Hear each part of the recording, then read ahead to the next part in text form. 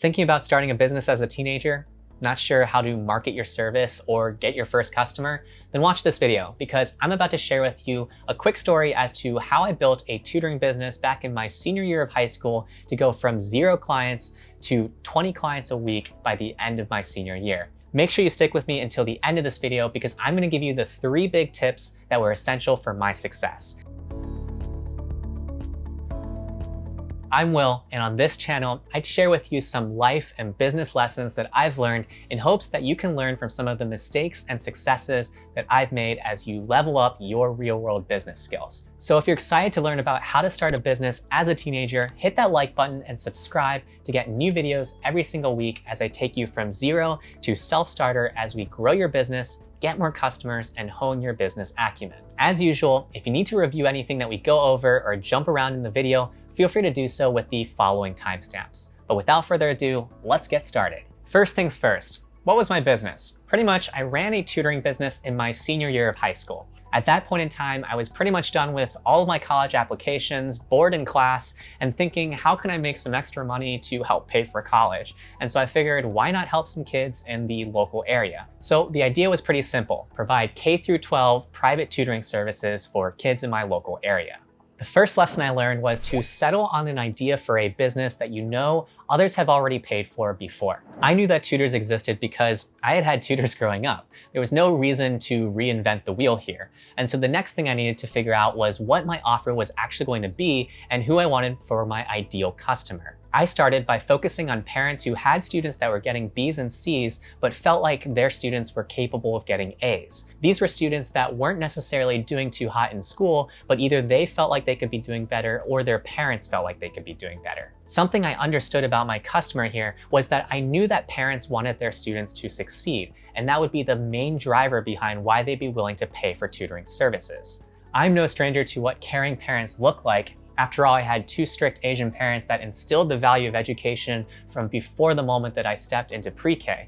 Throw me a like below if you can agree with me here and relate with your parents' parenting style. My main offer when it came to my tutoring was an hour or an hour and a half sessions. This would allow me enough time to review what we had gone over last week while also introducing new concepts and having enough time to practice with the student before sending them along their way. After a few weeks of tutoring, I also realized that there was another opportunity to do group tutoring in which I could potentially tutor 2 or 3 students at a time for $20 each for the hour, as opposed to just 1 student for $30 an hour. This was a great way for me to earn more for my time while not necessarily spending more of my time tutoring. The second big lesson is to create an enticing offer that you know your customers are going to want. If you don't know what your customers want yet, just keep testing different ideas until you get 3 yeses. That means that you've created something that people actually want. So once I knew what my offers were going to be and what my business was going to be, it was time for me to create a website so that people had one place that they could go to in learning more about me.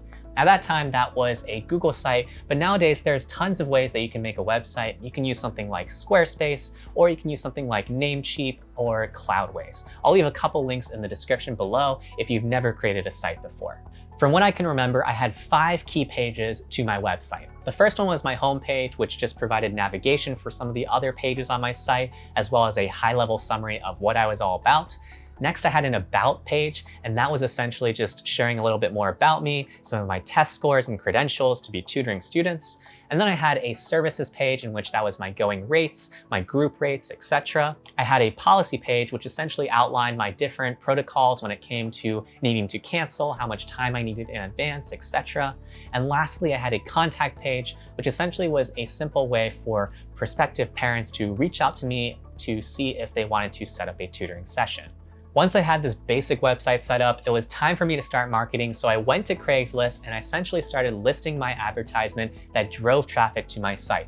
At that time, it was free to list these sorts of classifieds on Craigslist, but I think it costs about $5 to do so today. Comment below if you know the exact fee. Anyways, the next 2 things that I did was I reached out to former teachers that I knew liked me to see if they could potentially pass out some information about me to parents of students that they knew could potentially use my help. And I also provided some flyers in case they were willing to pass those out to those parents or hang them in their particular classroom. Lastly, I got some cardstock and printed out some business cards that I would give to the parents of my students that I started tutoring. And in return, I would give them $10 off their next tutoring session if they helped refer a new client to me. This pretty much leads me to the third lesson I learned when starting a business as a teenager, which was to make sure that it's super clear for your customers to understand the who, what, where, when, and why, and how behind your business. At that point in time, I pretty much just had to direct anybody that had interest in my tutoring services to my website. At this point, I knew what my idea was, I knew what my offer was, and I also had my basic marketing set up. So all I had to do was just simply start grinding it out in terms of finding my first few clients. It took me about 2 weeks to find my first client, and a lot of this was just relisting my ad on Craigslist until I finally got somebody to bite. But from there, we essentially started meeting on a weekly basis at the local library for tutoring sessions with the student, and I really made sure that in these early tutoring sessions that I was over-delivering on the value that I promised. In these early days, I made sure that I was always on time, if not early to the session, prepared with a ton of resources that we could work through with the student, and that I was catering the session to whatever the parent wanted from me with their particular student. Here's the thing, when it comes to a service like tutoring, I knew that the parent could always go to a professional tutor and pay a higher rate to get a certain level of service. And so my main value add was if I could give them a steal for the rate at a lower price per hour, while also providing them with a lot of value for their particular student. So it was only by over-delivering consistently over time that I was able to build up the trust of these parents to give me more work and also refer me to other friends that they knew had kids. Building customer loyalty takes a ton of time and effort, so if you want to learn some of my tips and tricks for doing that well, check out my video that I'll link in the card above. The fourth lesson I learned was to build brick by brick, one customer relationship at a time. Inevitably, I had to graduate at the end of the year, and I had a ton of students at that point in time that wanted to make sure that they had a tutor in place to succeed me. And so it's really important that when you build these sorts of businesses as a teenager, that you try to think as much as possible about how to create a succession plan in the case where you want to keep running your business. How I did this was I connected with a few lower class friends of mine that I knew I could trust. And from there, I asked if they wanted to take on some tutoring. If they said yes, I facilitated the first tutoring session and asked them to do it for free.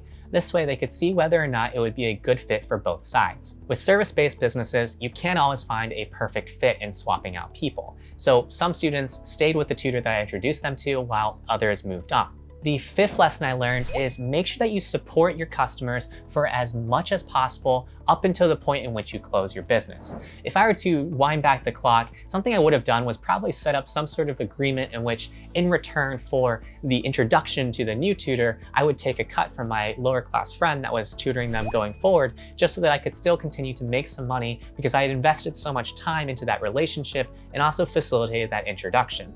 But that's just something that I would learn later on in my business journeys. Since you've made it so far into this video, I'm gonna go ahead and give you 3 bonus tips. But before I do so, do me a favor and hit that like button. By doing so, it helps me keep creating content like this for you. The first bonus tip I can give you is to always think in bundles when it comes to your offer. Like I mentioned earlier, something that I learned early on was that if I could tutor more group sessions, I could make more money with that same hour of time. So what you want to think about is how you can potentially bundle services or make more money up front. Another way that I did this was sometimes that I would offer discounts for parents buying sessions in bulk. In other words, they might buy 10 sessions as opposed to 1 session at a time. This for me allowed me to have some stability in my schedule, knowing that I was going to work with this student for a set period of time, as opposed to just working one-off with this student whenever the parent wanted to schedule a session. This is an applicable tip that you can use in any business that you start. For example, if you're starting an Etsy shop, you can also be thinking about how you can bundle your listings together so that you can have more listings in your shop. The second bonus tip is to make sure that you're creating positive feedback loops for your customers. I shared with you how I would give my customers $10 off their next session if they introduced me to a new customer. So this incentivized them to make more introductions and see who in their network could potentially benefit from my services. It was a win-win for them as well as for me. When you're running a small business, especially as a teenager, you don't have all that much street cred, so you need as many customer referrals as you can get. The third bonus tip I can give you is build an awesome library of testimonials. Whenever one of your customers gives you some positive feedback, ask if you can use that feedback on your website. Once I had a testimonial page up, I had enough social proof when combined with my credentials already that I was just getting natural customers from my original marketing efforts. There are two big takeaways if you're thinking about starting a business as a teenager. The first one is don't reinvent the wheel. Instead, think about something that your parents or you yourself have paid for in services lately. It could be a lawn mowing service, a car washing service, or even just helping people list things on eBay and taking a cut of every successful sale. The second thing to remember is you want to make sure that you create a central place where your potential customers can learn more about you. This could be a website or it could be a brochure that you're handing out. Whatever the case may be, make sure you're answering the who, what, where, when, why, and how of your particular service. Now it's your turn. Tell me in the comments below, what business are you thinking about starting? Or if you're just watching this video for fun and you're actually an adult, what business did you start as a teenager? I'd love to hear from you, and I'm sure others would as well in the community.